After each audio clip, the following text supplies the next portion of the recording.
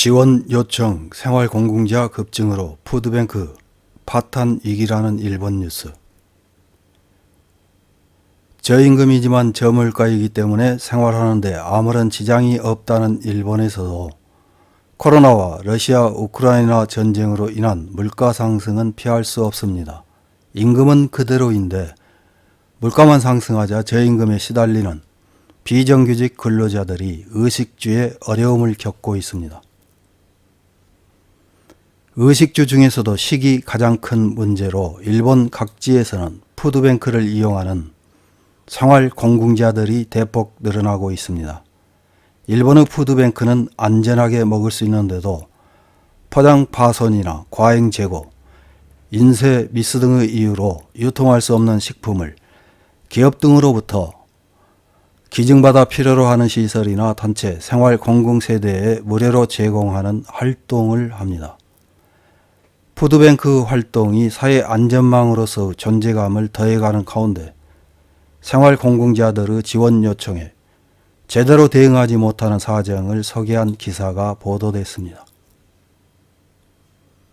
2월 19일 산케이 신문에서 보도한 코로나와 고물가로 생활공공자가 급증, 식료품 지원의 푸드뱅크 파탄 위기라는 제목의 기사입니다. 어떤 내용인지 요약해서 확인해 보겠습니다. 매달 제공해주는 식품과 식재료가 활동의 생명선이 되고 있는 오사카시 스미요시구에서 어린이 식당을 운영하는 사회복지사인 후지모토 마호 씨는 지원을 받는 NPO 법인 푸드뱅크 오사카의 활동의 중요성을 강조한다. 이 단체는 2013년 4월 발족했다. 당초에는 아동 양호시설과 어린이 식당 등 몇 곳에 식재료를 제공했지만 계약시설은 코로나로 급증, 금년 2월 현재 총 540여 개 시설에 이른다. 운영자금은 행정과 민간, 조성금만으로는 충분하지 않은 만큼 직원은 비상근을 포함해 6명으로 적어서 식재료 회수나 배송 인력이 부족하다. 취급하는 식료품의 양은 당초 연간 약 40톤이었지만 지난해에는 약 240톤까지 늘었다. 계약한 식재료 창고는 약 50톤까지만 보관할 수 있어 한계에 가까워지고 있다. 농림수산성의 조사에 따르면 2000년부터 국내에서 푸드뱅크 활동을 하는 단체가 발족하기 시작해 2019년도까지는 10개 단체 미만으로 추이했지만 2020년 리먼 쇼크를 계기로 급증, 2021년 10월 시점에 215개 단체에 이른다. 국가는 코로나 이후 존재감을 늘리는 푸드뱅크에 대한 지원을 강화, 농림수산성은 원년도 추경 예산으로 초중학교 휴교조치로 남은 급식용 식재료 회수 비용과 창고 임대료를 조성하는 사업을 시작했다. 또한 식재료 기부를 희망하는 기업과 푸드뱅크 매칭 지원을 하고 앞으로도 이런 지원 사업은 계속할 방침이다. 지자체에서도 지원 움직임이 있어 오사카시에서는 2022년 4월부터 일부 구청과 슈퍼 등 74개소의 가정에서 남은 식품의 기부를 접수하는 창구를 설치, 시로부터 연락을 받은 푸드뱅크가 회수하는 푸드 드라이브 구조를 갖췄다. 이런 지원도 코로나에 따른 고용 환경 악화를 따라가지 못하고 있다.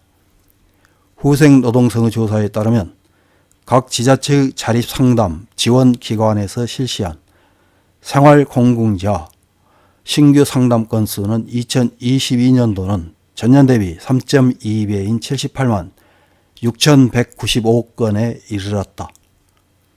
푸드뱅크에 정통한 일본 여자대학 고바야시 토미오 교수에 따르면 미국에서는 재해 등 유사시 국가가 음식점에서 식재료를 사들여 푸드뱅크를 통해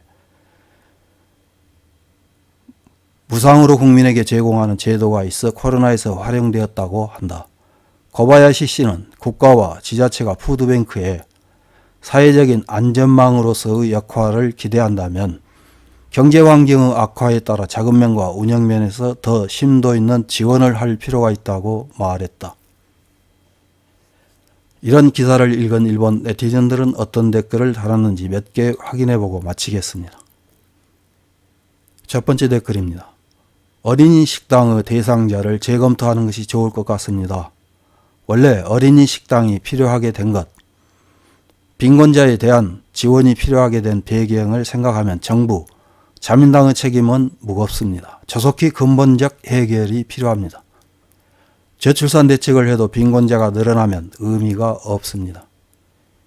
다음 댓글입니다.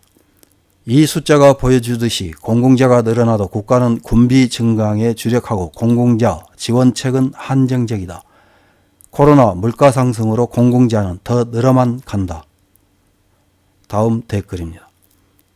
생리용품 무료 배포도 하지만 공공자도 아닌 사람들이 생활공공자를 위한 배포줄에 서는 경우도 있다고 한다.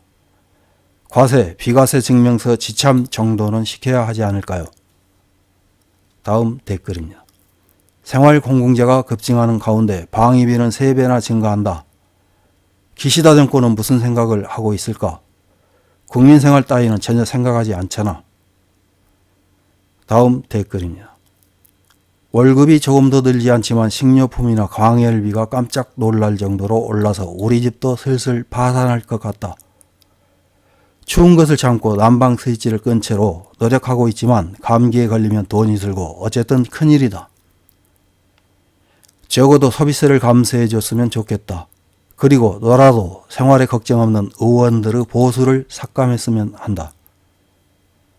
다음 댓글입니다.